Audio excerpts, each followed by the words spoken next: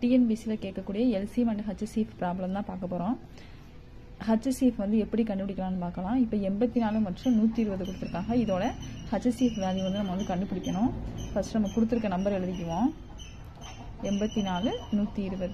இப்போ இது ரெண்டும் எதால டிவைட் கரெக்டாக ஆகும்னு பார்க்குறோம். இப்போ 2 வச்சு இதை வந்து நம்ம வந்து வகுக்க முடியும். அதை நம்ம எடுத்துக்கணும். அப்போ 2 எடுத்துக்கிட்டிங்க அப்படின்னா 4 2s are 8, 2 8 2 4, இங்கே 6 2 12 0 அப்படின்ட்டு வரும். நெக்ஸ்ட்டு இது ரெண்டுக்குமே திரும்ப நம்ம எந்த நம்பர் எடுத்துக்கலாம், 2 எடுத்துக்கலாம்.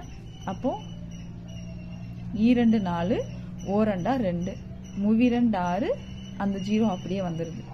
இப்போ இது ரெண்டுக்கும் நம்ம காமனாக எடுக்கும்போது 3 டேபிள் எடுத்துக்கலாம். இப்போ 3 எடுத்துக்கிட்டோம்னா 7 3s are 21, 1 3 3, அந்த 0 அப்படியே போட்டுக்கிறீங்க. ஹெச்சிஎஃப் அப்படின்றப்ப இது ரெண்டுக்கும் நமக்கு வந்து வேறு ஏதாவது காமனாக அதை டிவைட் பண்ணுற மாதிரி நம்பர் வருதான்னு பார்த்தோம்னா எந்த டேபிளுமே வராது. 2 டேபிள் 3 டேபிள் எதுவுமே வராது. அப்போ நம்ம இதை வந்து அப்படியே விட்டுறணும். அப்போ இதை 3 இந்த மட்டும்தான் நம்ம வந்து எடுத்துக்கணும். அப்போ 2 × 2 × 3, 2 2s are 4, 4 3 12. அப்போ ஆன்சர் வந்து 12. அடுத்து 18 மற்றும் 24க்கு ஹெச்சிஎஃப் கண்டுபிடிக்க போகிறோம். இதுவும் அதே மாதிரி தான்.